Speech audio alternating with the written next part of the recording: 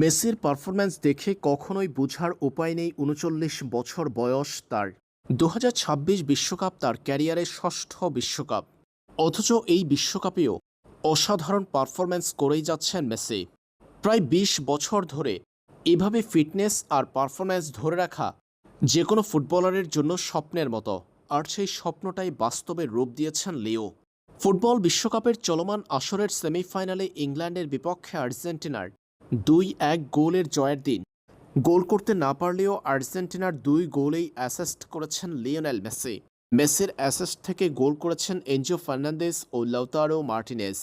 এবারের বিশ্বকাপে এতটা পারফর্ম করেছেন লিও, প্রশ্ন উঠেছে তার আগামী বিশ্বকাপ খেলা নিয়ে। সেবার লিওনেল মেসি পেরোবেন ৪২ বছর বয়স। ২০৩০ সালের বিশ্বকাপ হতে যাচ্ছে শতবর্ষী টুর্নামেন্ট। ৬৪ দেশের অংশগ্রহণে ৬ দেশে অনুষ্ঠিত হবে বিশ্বকাপ। শতবর্ষী এই টুর্নামেন্টে লিওনেল মেসির মতো সর্বকালের সেরা ফুটবলারের খেলা হবে অনন্য এক দৃষ্টান্ত। আর্জেন্টিনা সহ আরও ৫ দেশে হবে বিশ্বকাপ আসর। Argentina, Uruguay, Paraguay, Spain, Portugal ও মরক্কোতে অনুষ্ঠিত হবে টুর্নামেন্ট।